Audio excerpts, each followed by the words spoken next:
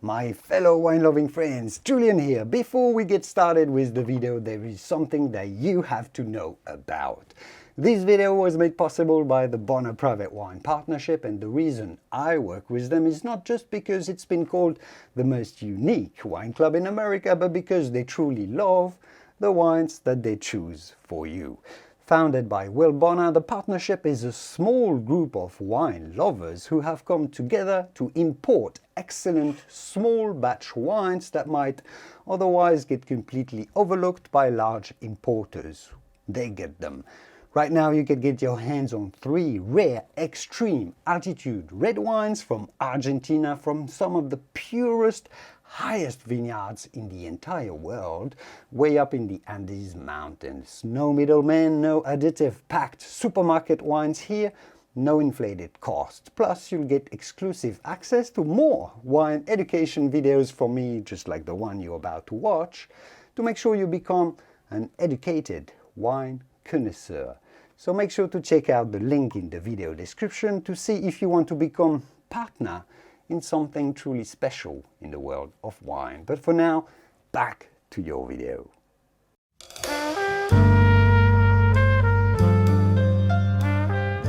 Hello and welcome to your new wine video. I'm your host, Julian Miquel, French winemaker from Bordeaux, wine writer and award-winning wine blogger. And today I am taking you on a quick journey to explore the 3 basic steps to wine tasting done well. We are going to be discussing how each of them is interesting and important to appreciate a fine beverage fully. So I've gathered a few different wines of different styles and different colors to show you, to illustrate how a careful taster would proceed to make the most of a tasting experience. Essentially, tasting a wine is using as many of your senses that are useful for tasting. And the first step is going to simply have a look at the wine. It's going to be what we call the appearance.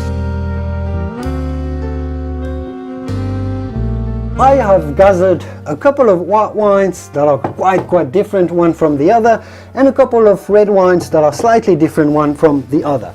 Let's start pouring these different wines. So let's start with the white wines.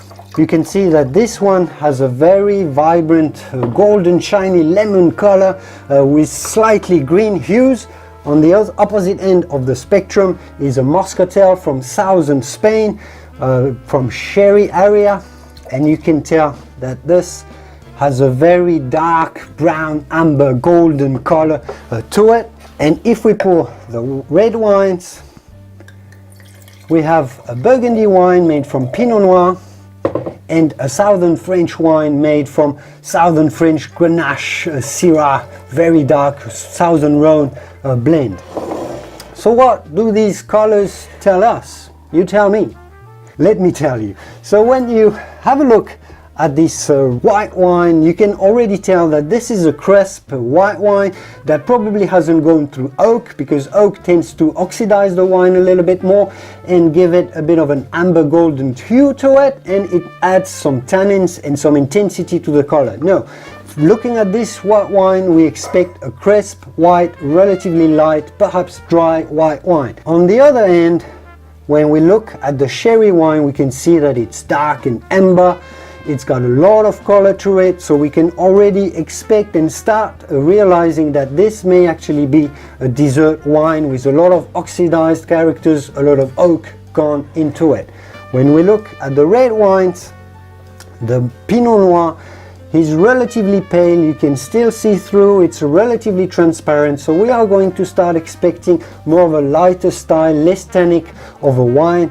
Whereas when we look at the Languedoc, or very warm climate wine, it's dark, it's purple, it's got loads of tannin to it. So essentially, looking at the wine starts preparing us mentally to what we are going to be tasting, and continuing the tasting with step number 2, smelling the wine, the aromatic profile, or what we call the nose.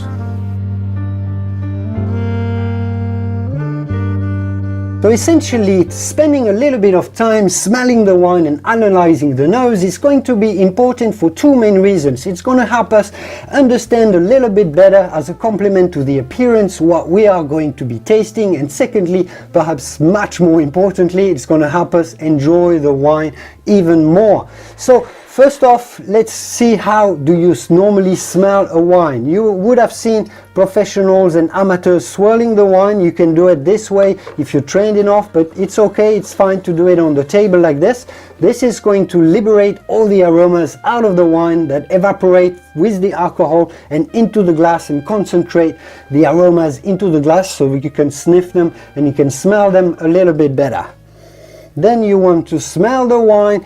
Sometimes just if it's a restrained wine like this one that is not too powerful, you can just put your nose right into it. If it's going to be a more powerful wine, you can just leave your nose at the surface, whatever works best for you for the particular wine that you're tasting. If we're smelling this crisp white wine, the aromas are delicate, aromas of flowers, aromas of crisp citrus fruit characters. So this, together with the color, gives us an indication that this is likely to be a dry wine with quite a strong acidity. So when we are going to be tasting this, we should not be overwhelmed and surprised by the amount of acidity that is going to be bursting on our palate.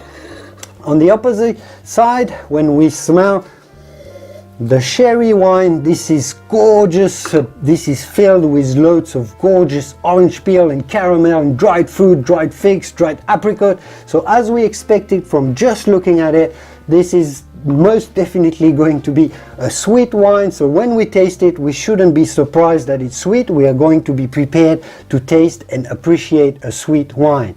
If we smell the Burgundy wine, that is a bit lighter. It is all quite restrained. The fruit characters are tiny, red, crisp, sour cherry, a bit of black pepper. We should definitely swirl this one vigorously to get the most out of it. And yeah, definitely we can definitely sense that this is going to be a bit more of an acidic wine, maybe a bit less tannins. We're not going to be overwhelmed by the tannins, while when we taste the big warm climate red wine, the fruit characters are a lot richer. We're talking very dark cherry, we're talking blackberry jam. So we should definitely expect much more tannins, big body, perhaps big alcohol, and this is going to help us immensely once we try the wine. Secondly, and perhaps most importantly, as I was saying, smelling the wine can give you a lot of enjoyment.